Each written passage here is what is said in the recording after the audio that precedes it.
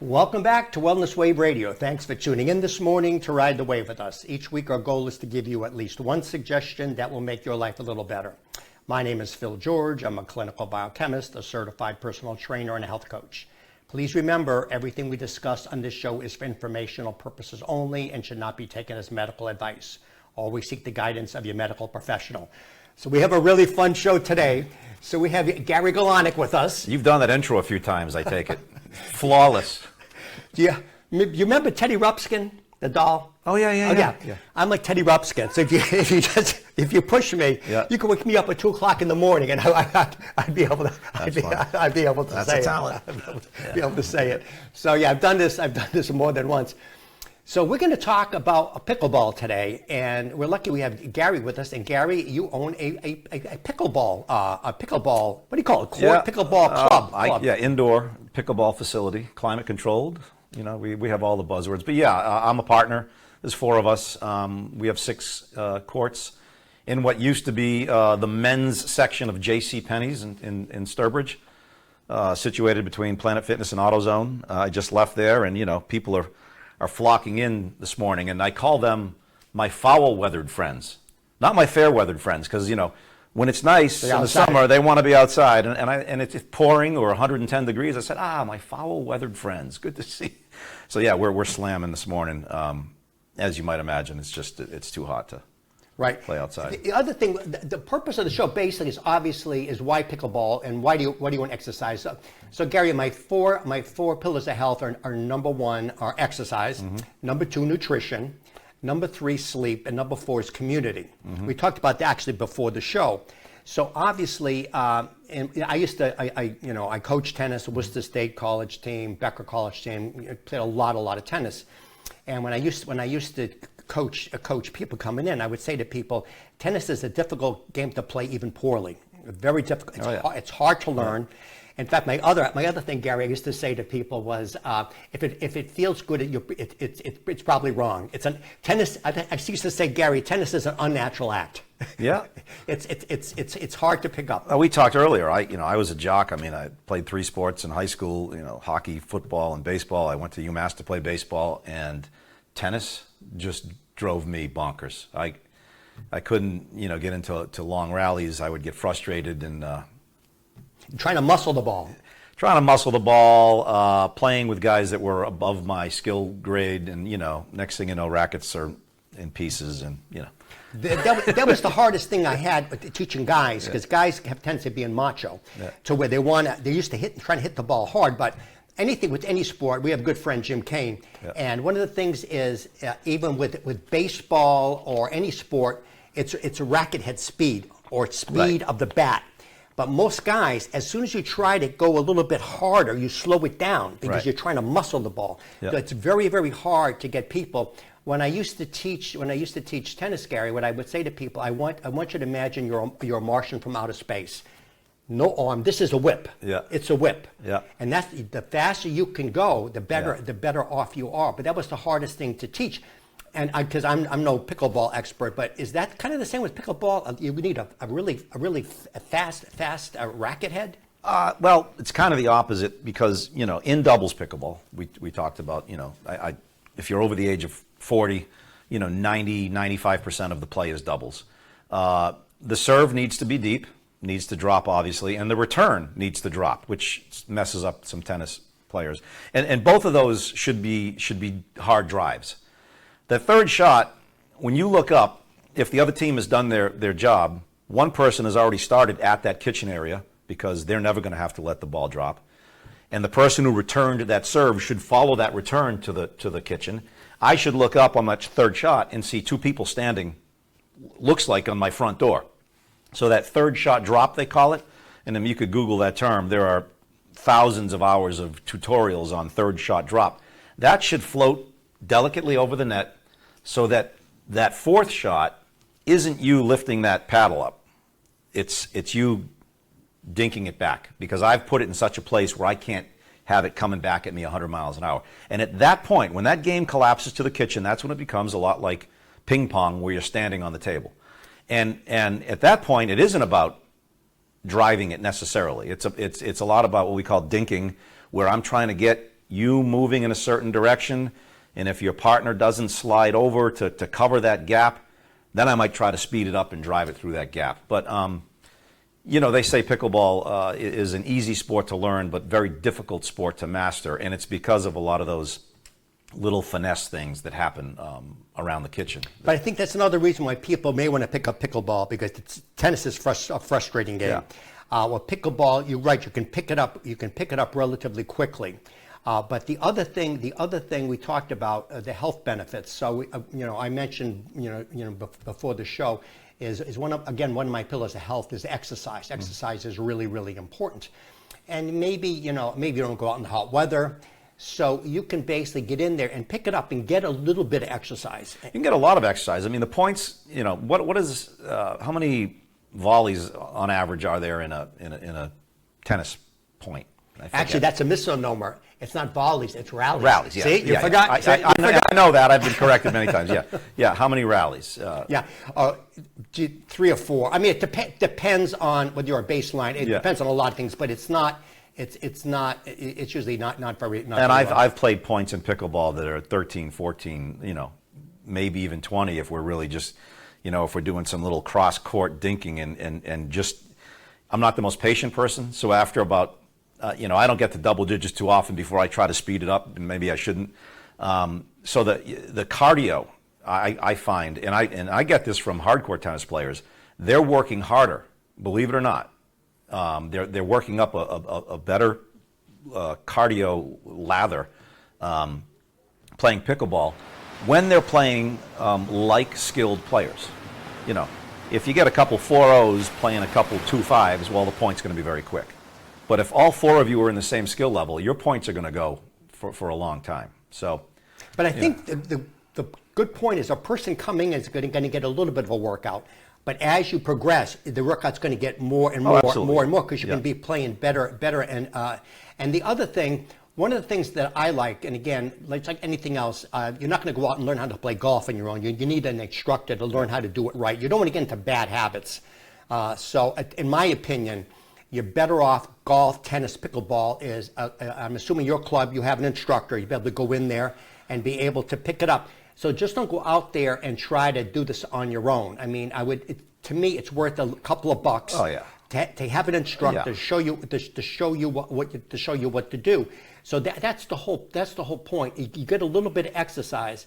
But the second thing we talked about. But to that point, Phil, our Learn to Plays, we've got people coming in green for our 1 hour Learn to Plays, hour and 15 minutes. They don't know what a legal serve is. They don't know the rules. They don't know the scoring, which is the 3 numbers, my score, your score, whether I'm the first or second server. To some people, that's just like, hieroglyphics. But by that second half hour, they're playing a game. And you can just see it in their eyes. They're like, oh my God, I'm actually, playing a game where, it doesn't, 1 half hour. You might not have everything mastered. You'll still mess up the scoring, but in that second half hour, you're actually playing a game, coached play. Usually the coach is actually playing. If we have 3 people, or if there's more than that, they'll just be, coaching from the sidelines. But well, this is great. So I come in. I'm a newbie. I come in. I see you, and I say, I want to go with this. What's it called? Learn to play. Learn to play. Yep. Okay. So give us. How does it work? We tell people, don't even invest in a paddle yet. And they think, I don't have a racket. Well, racket's tennis. They're paddles. I made that mistake early on, too. I don't even have a paddle. You don't need a paddle. Just come in like you would if you were going to Planet Fitness to work out. Court shoes, preferable, at least sneakers, comfortable clothes. And we've got the balls, we've got the paddles. And, we're going to start with a little instruction. There's rules of the kitchen. The kitchen is that 7-foot zone between the net and the landing area for serves. You can only go in the kitchen if the ball lands there. You can't take a ball. It's a no volley zones. You can't take the ball out of the air in the kitchen if you're standing there. Second rule of the kitchen, which is probably the most abused rule, is your momentum can't take you in there. If you're the last person that hit the ball, you get a big one. Your eyes light up, and you slam that. If that next step is even 1 inch over that white line, that's a kitchen violation. To protect it from becoming, a slam fest. That momentum rule only applies to the last person that hit the ball. I can come running up and run through the kitchen if I'm not the person who made that hit that ball. So we go through that, and yeah, you're by the back half of that hour, you're playing. Now you might need another one. We call that coached play. So we go from learn to play to coached play. Once you get through the coached play sessions, and again, the racquetball players, the tennis players, they do one learn to play, and they're foaming at the mouth. Then we have what we call open play. So this morning, for example, from 8 to 10, I had open play in 2 different skill levels. We had about 14 players in the 2-0 to the 3-0. The not necessarily newbies. Could be people that just have plateaued in their skill level, maybe because of their age or because they've got new hips or whatever. And then we have the hand-eye coordination we talked about. Well, you try not to say that to them, but there are some people that you just know they're not really going to, get too much better. My wife is one. Yeah. She'll tell you, no hand-eye coordination. Yeah. So there's nothing wrong, but you can't be good at everything, Gary. No, and there are some people, and I would put that percentage at about maybe less than 10%, that do the learn to play and are like, this isn't for me. The other ones, even if they're marginal with the hand-eye, they fall in love with the whole idea that they're playing a sport. Many of them are playing a sport now, in their 50s and 60s when they haven't, and this is why we encourage, and you and I talked about this. We've got one of our sponsors is Hubbard Physical Therapy out of Sturbridge, and she's got a corner where we have rollers and yoga mats and a video loop on some stretching, because people think they can jump off the couch after 20 years and not have to prep their bodies. This is why there are injuries in pickleball with calves and hamstrings and quads and Achilles. It's not so much that it's dangerous, it's that you haven't prepared your body for these fast movements or these quick stops and starts. So we do, because you had four arrows in that quiver of yours. One was the social aspect of it, and one was the health and wellness. Right. I think we covered 2 of the 4 of those very well. The social aspect being probably even more important.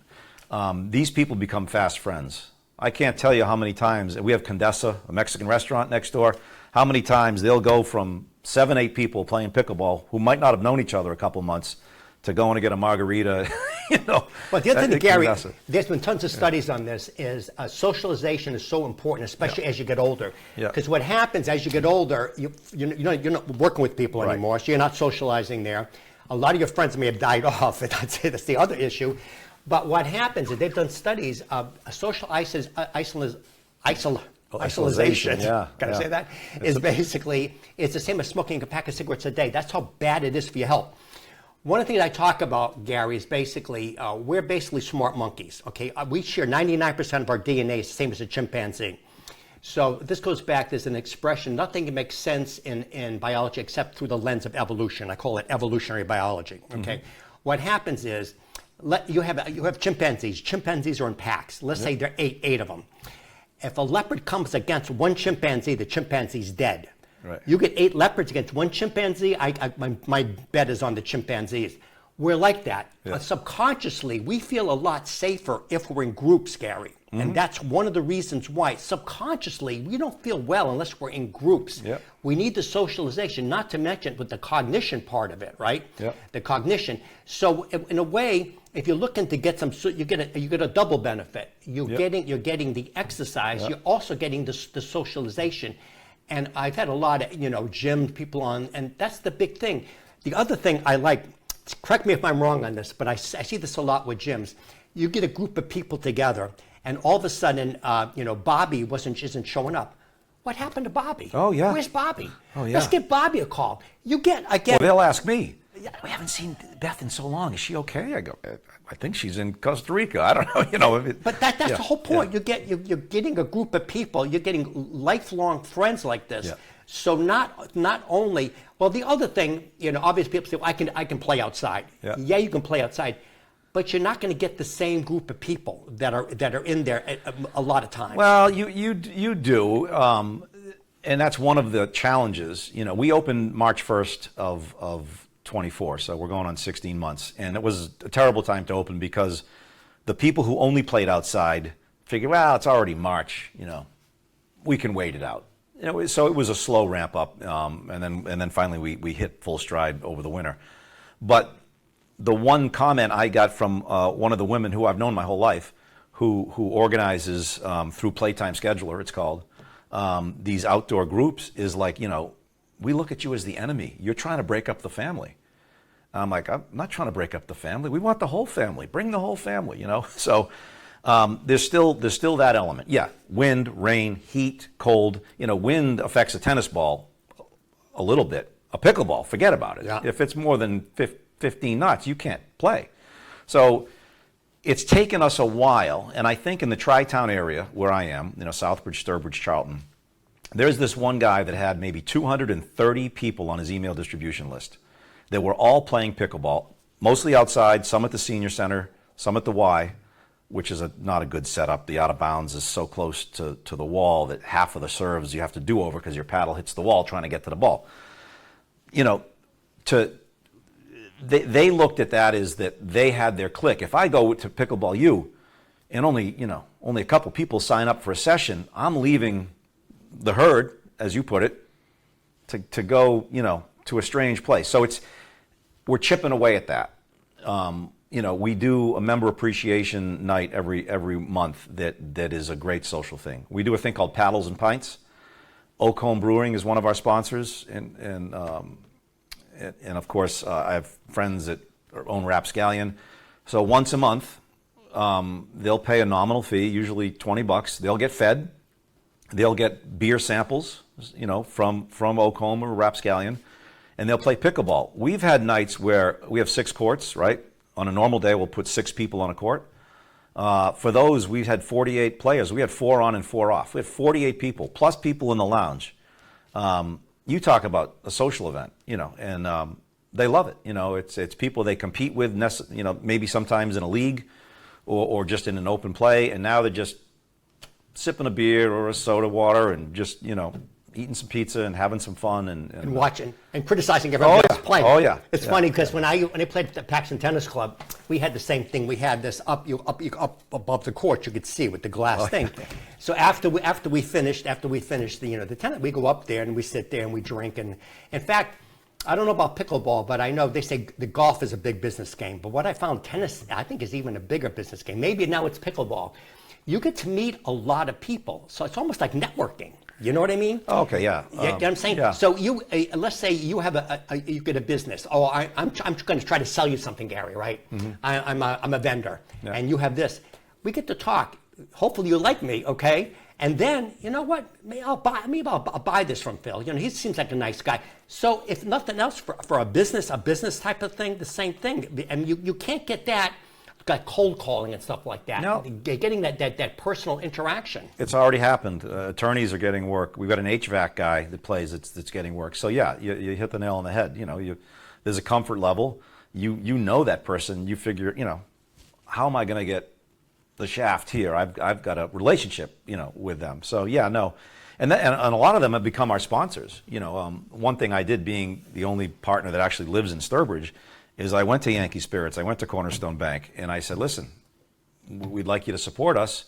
I've got these court sponsorships available. BT's Smokehouse, Brian Treitman's a friend of mine, and he sponsors our lounge. We got a 1,500 square foot lounge. It's the BT's Smokehouse Lounge, I'm not trying to turn it into like a minor league baseball park where every single panel is a different, accountant or law firm, but what it's done is it's involved them in us in getting they're sending players from their companies to play, or they're sponsoring our paddles and pints or whatnot. So, but even for younger people, people coming up maybe in college, they were saying one of the reasons you want to go to like an Ivy League school is the connections that you get. Absolutely. So what happens is if you could even get a younger boy or a younger girl over there, they're going to get other type of business people and maybe become mentors to them. Yep. Do you know what I mean? Yep. So we talk about obviously the physical is a big part of it, in terms of the exercise.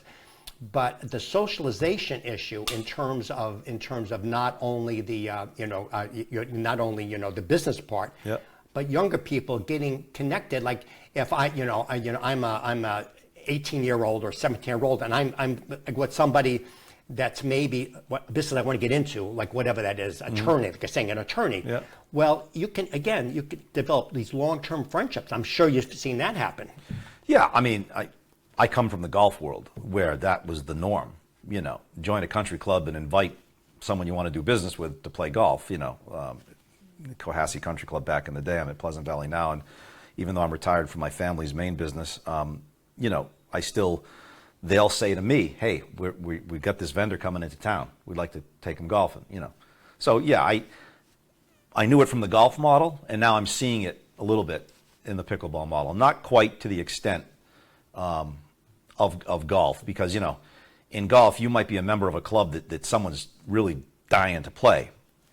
Pickleball, I mean, there are better courts, there are worse courts, there are courts with higher ceilings, lower ceilings, but it's still, a court is a court, So I think it's more about the camaraderie and the social aspect, and if that leads to, oh my God, you're a physical therapist, I need work, we see that for sure, yep. But you get, again, there's so much involved, and again, the other thing is, I'm sure, golf is really hard, in my opinion, to play. Yeah. So again, even if you want to get into it, first you'd have to join a country club. God knows how much that costs. Then you have to go down there. You got to buy, you got to get clubs and everything else. So it's a relatively inexpensive sport to get into, pickleball. Well, I told you about my fair weathered friends. That when the weather's fair, they play outside. But we have foul weathered friends. We get busy when the weather's terrible. We had a very rainy May. But I say to them, they expect pickleball to be free.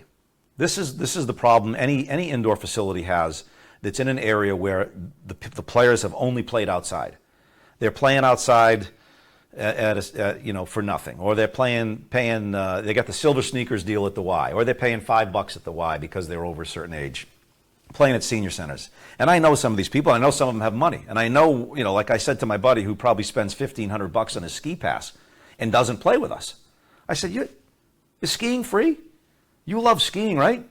Do you love pickleball as much as skiing? I love pickleball more than skiing. So yeah, we do have memberships, and we're trying to grow that, but there is this thing that, our open plays, if you're not a member, are $10 for 2 hours. I don't think that's a terrible deal. That's very inexpensive. To do something you love, $10 for during the week. On the weekend, it's $15. If you're a monthly member, paying a fee, that thing gets knocked down to $5. So you could play pickleball 3 times a week, year round, and you're not spending $1,500. To some people, that's unthinkable. Why would I spend $1,500 when I can go play outside? Well, because, there are, as we said, wind, rain, heat, cold, water. We had a guy who plays with us. He's one of our instructors. He only had played outside, and they were squeegeeing off the court so they could play. And they got their towels out of the trunks. And there was one little puddle about 8 feet past the back line that he just said, I'm going to leave that alone. Well, don't you know, he went to plant in that puddle. He tore his hamstring off his femur, and he was out of commission for, 6 months. So, there are compelling reasons to play inside, but the idea that pickleball should be free or next to free is one of the things that, any indoor facility, I'm sure, you've talked to Route 12, they'll tell you the same thing. There's a conversion, and it's happening. It's why the younger people that never played the game, the 30-somethings, the husband and wife that want to learn something new, do something new, that work, so they have to play at night. Those are the people that we're targeting for the learn to plays, because to them, it's short money for entertainment and to learn a new skill. So. Right. The other thing we talked about before, again, is the whole socialization within and coming in. But right, even couples. And now, do you have anything to do with like corporate sponsors, not sponsors, but corporate people coming in? Maybe if you thought of this, I got a business idea for you.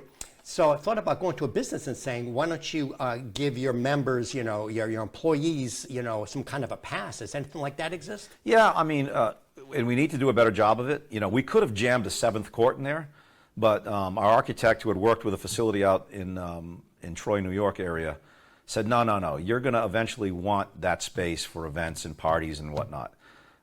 So Carl Storrs, big company, they've come in, and played. We need to get to HR directors and say, listen, this is a great team building thing. My own company, All Star Incentive Marketing, that I left after 35 years, we did an event there.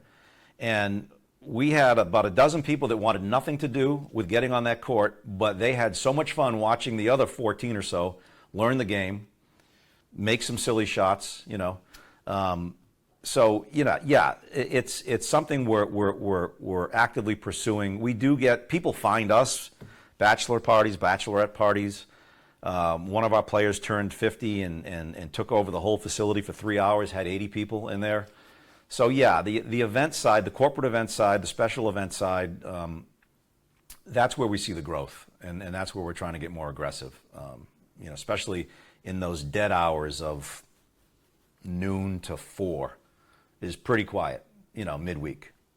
The seniors that play want to play early and get on with their day. So like we're busy now, but there'll be a quiet time. And I've looked at other facilities. You can go to Court Reserve, which is an online reservation system that a lot of facilities use, and you'll see, that other than special events or corporate outings, there is a gap.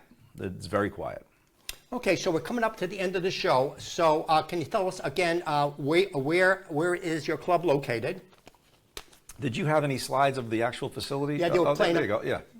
They were playing. I wasn't looking. Yeah, we're in Sturbridge, Mass, right off Route 131.